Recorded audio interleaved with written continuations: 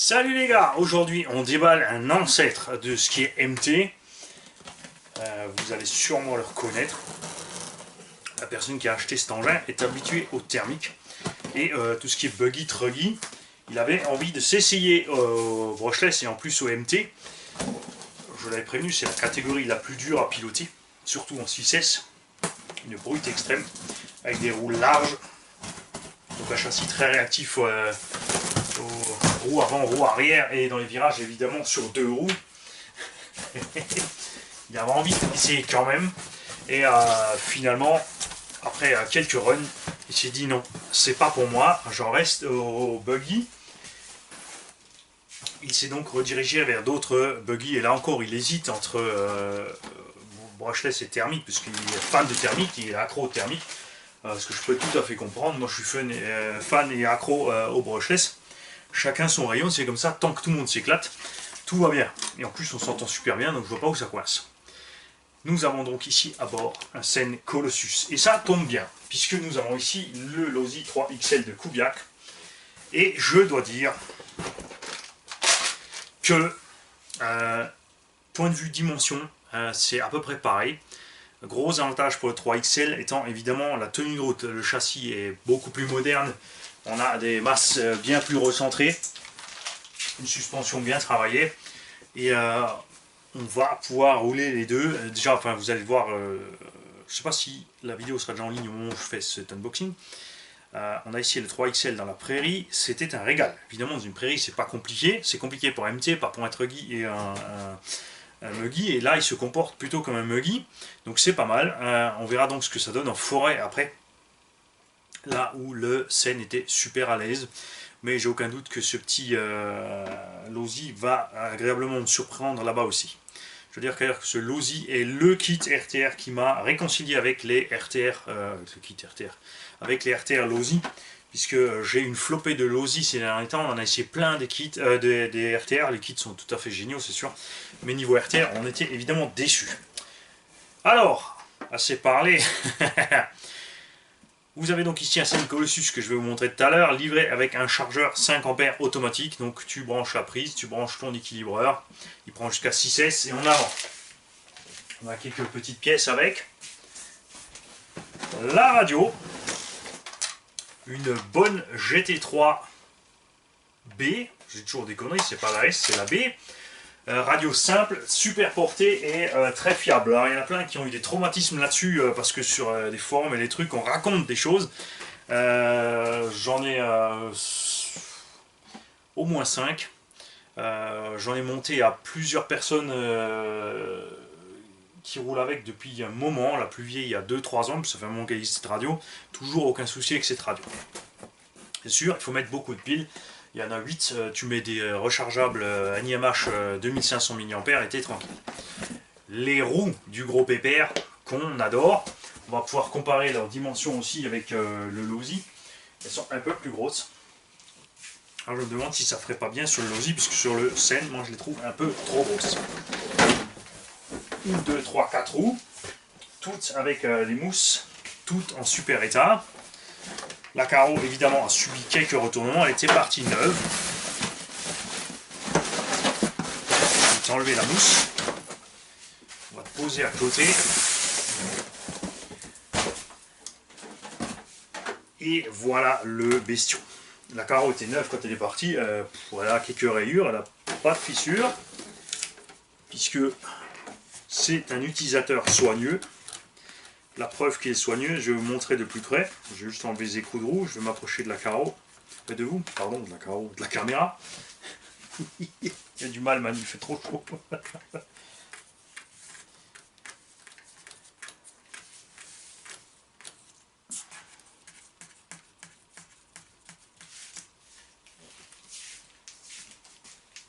Alors, il a mis du petit fil nylon pour maintenir les clips, c'est génial. Ah, quelques rondelles là. Perdu. Moi je vais remettre un petit. Et ensuite, voilà, super malin de la part de Gigi. C'est Gigi ou Gigi. c'est d'avoir mis en fait les fils à travers en fait les petits joints de carreaux et les rondelles, ce qui fait que quand on enlève ces clips, tout reste après la carreau. Donc la carreau donc en bon état. Et l'engin nettoyé, super nickel chrome, c'est rien, je vais faire de l'hexagone. Variateur Quick Run 150, moteur Arma 2050 kV, support de diff central de Sen Reaper, donc nouvelle génération, avec les écrous de 4, puisque ce moteur a des perforations de 4, donc pas de mouvement à ce niveau-là. Le bac à batterie qui a été monté neuf, puisque c'est un ancien châssis thermique qui a été modifié. La seule modif à faire, bien sûr, c'est de percer 4 trous pour passer la cellule, et c'est tout. Vous n'êtes pas obligé d'acheter une plaque de châssis de modèle récent. L'engin entièrement nettoyé. On a un petit peu de rouille superficielle sur les pièces, mais ça, c'est rien de méchant. Vous voyez, rien qu'en frottant avec le doigt, ça part. C'est plus une espèce de buée. Toutes ces pièces étaient un peu vertes à la base. La personne qui m'avait laissé le châssis l'avait pas en bleu. Alors ça tient plus ou moins. Bon, après, c'est pas très grave, c'est du MT de toute façon, tout ce qui est en dessous. On a un servo JX 20 kg à bord. Les suspensions avec les ressorts rouges, super bien remplies. Et je dois dire, vraiment, la machine a été nettoyée au compresseur, au pinceau, au produit nettoyant, du super boulot. On va vous remettre le petit hexagone qui arrive à se promener. Vous voyez l'axe qui doit se promener au fond du carton. Hop. Je vais vous mettre les roues.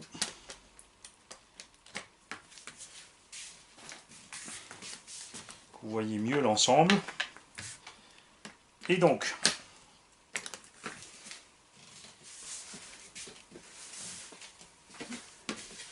le propriétaire de ce véhicule souhaite le vendre à un prix de 550 €.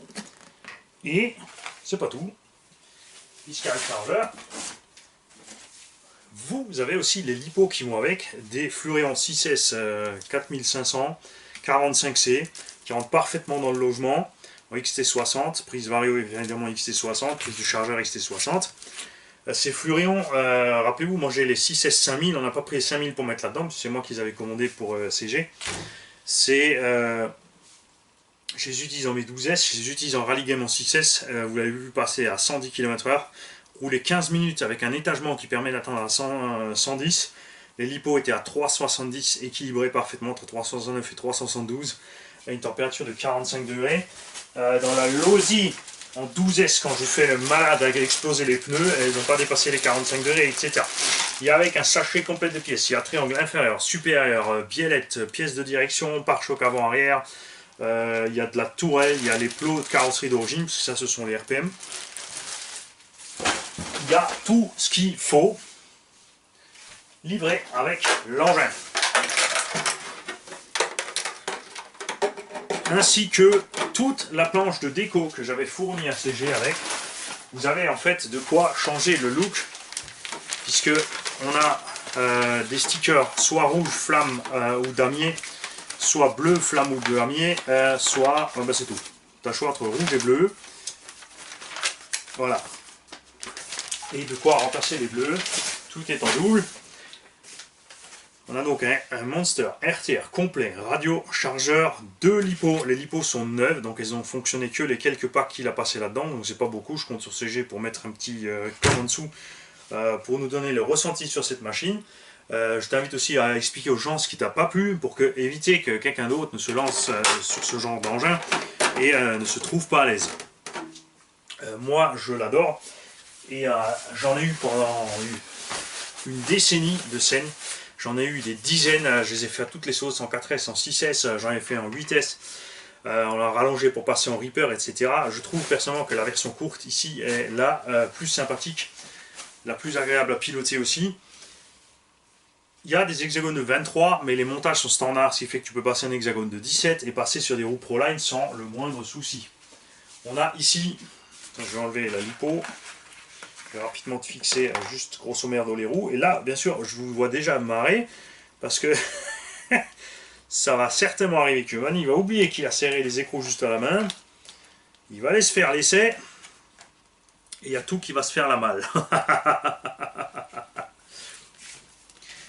Au niveau des réglages de suspension, on avait fait assez ferme pour pouvoir encaisser du saut, etc. Évidemment, si tu préfères faire du gros tout-terrain, il faut l'assouplir. Mais là, on n'est pas trop mal. On a une bonne réaction de suspension, assez proche d'ailleurs du... Enfin, peut-être un peu plus agréable que le 3XL sorti du carton. Je trouve assez ferme le 3XL sorti du carton. N'empêche que dans la prairie, super. Honnêtement, j'ai pas encore essayé dans le gros tout-terrain le 3XL. On attend impatiemment les pièces. Il nous faut le pare-choc avant-arrière pour protéger la machine en forêt. Je ne ferai pas l'essai sans les pièces. Et T-Bone est en train de traîner. Ça commence d'ailleurs à me gaver. Hop. Voici le 3XL, voici le Sen Colossus. Eh bien, le Sen Colossus a exactement le même anthrax que le 3XL. Il a l'air plus mastoc là maintenant parce qu'il il est monté plus haut, forcément. On a ici le 3XL à peu près à 5-7 cm du sol. Alors que, ouais, on a 5, peut-être 7 au milieu. Alors que le Colossus, lui, il est à 8-9 cm et au centre 11-12. Si on relâche un peu les suspensions, là, il remonte un peu. Après, forcément, il est plus gros parce qu'il a les roues plus grosses et il a la carreau plus haut perché. Mais si on mettait ces roues ici et qu'on descendait un peu la carreau, on met la suspension en compression quand on roule, on a en fait le même gabarit. Ce qui fait que le 3XLE n'est définitivement pas plus gros qu'un autre MT de ce genre de gabarit. La seule différence, par exemple, pourquoi il a l'air aussi plus gros que le Savage XL, c'est la carreau et les roues, puisque HPI s'obstine à faire ces mini roulettes d'anciens Savage. Moi, je verrais très bien ces roues sur le Colosse. Ça peut être pas mal. Inversement, les roues du Colosse seraient aussi très bien sur le Losi, puisque la carreau est assez grosse. Ça ferait un peu mieux. A voir ensuite ce qui se passera sur les sauts et en forêt. Celui-ci encaisse certaines choses, ça arrive de casser les triangles et tout ça sont solides. Sur les anciennes générations, on avait des problèmes de triangles supérieurs qui pètent, mais vous pouvez maintenant monter donc les triangles de Sen Reaper qui sont mis à jour, c'est-à-dire en un autre plastique et ils sont plus solides. Les inférieurs aussi, on peut les utiliser. Il faut juste noter qu'il y a un ergot en plus à couper, puisque le Reaper a des amortos plus gros, donc l'amorto doit être monté plus devant pour éviter de monter des cales. Ils ont mis simplement plus de plastique sur le triangle. Donc vous coupez la partie qui vous gêne pour m'installer les amortos d'origine du Sen, et c'est parti. On va voir donc niveau solidité entre les deux. Ce qui va tenir le mieux, on a ici deux MT à 3 différentiels. Celui-ci avec des méga gros amortos, c'est sûr, si tu mets les amortos du Reaper, on serait dans la même config. Perso, je préfère avoir 8 amortos plus petits, plus compacts. Ce que je reproche à ces amortos, c'est l'exposition. Ils sont très très exposés au choc. On a le même problème sur le X-Max, même sur le X-Max c'est un peu plus protégé à cause du triangle, ici moins. Ici aussi c'est exposé et je ne comprends pas les constructeurs qui continuent et qui s'obstinent à faire ce genre de choses. De triangle exposé, sur Stampede on a un petit cache devant, pourtant c'est un petit 1/10. Et on a certaines autres constructions où les amortos sont bien plus protégés. En tout cas, deux véhicules assez identiques. Ouais, ça sent le comparatif en forêt dès qu'on a les pièces. Dans la prairie, c'est sûr, il a l'avantage définitivement, c'est clair. Du point de vue de sa tenue de route. En forêt, on verra qui c'est le plus agile. Celui-ci, personnellement, je pense qu'il y a une suspension un peu trop ferme, il va sautiller. De l'autre côté, avec le poids et les accus embarqués, c'est peut-être pas si mal. 19e siècle, 21e siècle. Je pense personnellement que c'est relativement équivalent au niveau poids, puissance, solidité, etc. Avec un petit avantage de tenue de route à cause du système de suspension mieux fait sur celui-ci tout simplement. Donc n'hésitez pas, contactez-moi rapidement si vous voulez cet engin. CG aimerait 550 €, donc radio, chargeur, 2 lipo. L'engin qui avait été révisé avant d'être envoyé chez lui, il a fait que quelques runs, vous avez vu l'état de propreté impeccable. Il y a de la rouille sur les parties métalliques, mais c'est que purement optique. La visserie est inox de toute façon chez Sen, ça risque rien. Les roulements aussi avaient été remplacés, les huiles de diff aussi. Évidemment, si vous souhaitez... Oh bah ça va mieux. On se sent plus léger. J'en étais donc à je ne sais plus du tout. Oui, ceux qui sont intéressés, mailez-moi rcgarage68@gmail.com. Il n'y a pas de mystère, le prix affiché est le prix qui sera versé à CG. C'est entièrement transparent, on pourra aussi bien sûr communiquer directement avec lui, il n'y a pas de souci. Et voici un petit quelque chose en plus qui n'est qu'à moi, ça ne sera pas livré avec l'engin, ça tu peux rêver. Ah, excellent, alors là ça c'est super, du miel cristallisé, miel du pays de Maur, M-A-U-R,